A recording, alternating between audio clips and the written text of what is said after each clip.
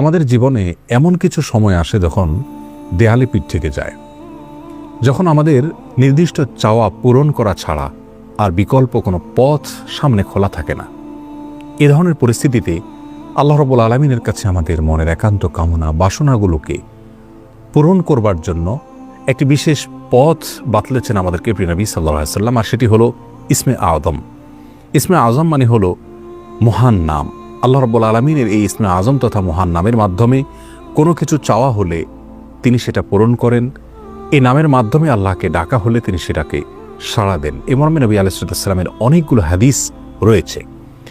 অনেক উলামা একরাম ইসমে আযম সম্পর্কে বলেছেন যে এটি হলো আল্লাহ রাব্বুল আলামিনের যে মূল নাম আল্লাহ, সেটি তার অনেকগুলো গুণবাচক নাম আছে। তমধ্যে থেকে আল্লাহ রাব্বুল আলামিনের যে মূল নাম আল্লাহ, এই আল্লাহ এই নামের মাধ্যমে আল্লাহ রাব্বুল আলামিনকে ডেকে যদি বান্দা কোনো কিছু চান কায় মনোবাক্যে অন্তরের গভীর থেকে, তাহলে সে দোয়া আল্লাহ রাব্বুল আলামিন অবশ্যই কবুল করেন। এজন্য কোনো কিছু আল্লাহ রাব্বুল আলামিনের কাছে চাওয়ার আগে যদি আল্লাহ বলে ডেকে ভালোবাসা থেকে, আস্থা থেকে, ভরসা থেকে, কায় মনোবাক্যে দীনতাহীনতার সাথে আল্লাহকে ডেকে যদি কেউ দোয়া করেন, তাহলে সে দোয়া আল্লাহ রাব্বুল আলামিন ফিরিয়ে দেন না।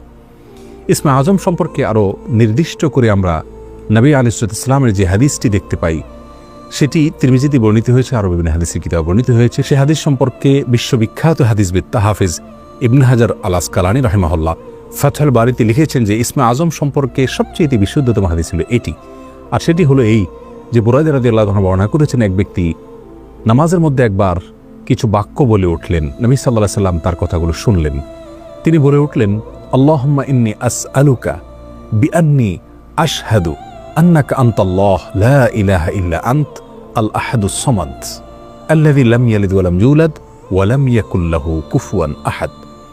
তার মুখে এই বাক্যগুলো শুনে নবী আলাইহিস সালাম বলেছেন, নিশ্চয়ই এই লোকটি ইসমে আযম পাঠ করেছে। ইসমে আযমের মাধ্যমে আল্লাহ রাব্বুল আলামিনের কাছে কোনো কিছু চাওয়া হলে তিনি সেটা ফিরিয়ে দেন না।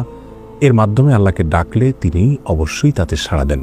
এই হাদিসের ভিত্তিতে অনেক মুহাদ্দিসিন ইকরাম বলেছেন এটি হলো সেই দোয়া যেটাকে ইসমে আযম বলা হয়, যার মাধ্যমে এটি পাঠ করার পর আল্লাহর কাছে কোনো কিছু পেশ করলে সেটাকে অবশ্যই আল্লাহ তাআলা পূরণ করেন। মনের যে কোনো ভালো আশা আল্লাহ তাআলা পূরণ করে থাকেন। দোয়াটি আবারও বলছি, আল্লাহুম্মা ইন্নী আসআলুকা বিআন্নী আশহাদু আন্নাকা আনতাল্লাহ লা ইলাহা ইল্লা আনত আল আহাদুস সামাদ আল্লাযী লাম ইয়ালিদ ওয়া লাম ইউলাদ ওয়া লাম ইয়াকুল লাহু কুফুয়ান আহাদ। যার অর্থ হলো, হে আল্লাহ, আমি আপনার কাছে প্রার্থনা করছি এই মর্মে যে, এই জন্য যে, এই ভিত্তিতে যে আমি সাক্ষ্য দেই আপনি আল্লাহ, আপনি ছাড়া সত্যিকারের কোনো মাবুদ নেই, আপনি কারোর মুখাপেক্ষী নন, আপনি একক, এবং আপনি কাউকে জন্ম দেননি, আপনাকেও কেউ জন্ম দেয়নি, এবং আপনার সমকক্ষ আর কেউ হতে পারে না।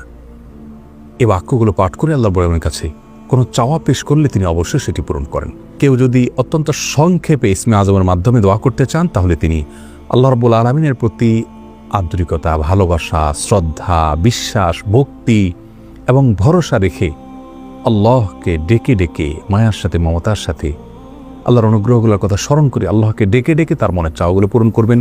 এটা হবে ইসমে আযমের সবচেয়ে ছোট ভার্সন।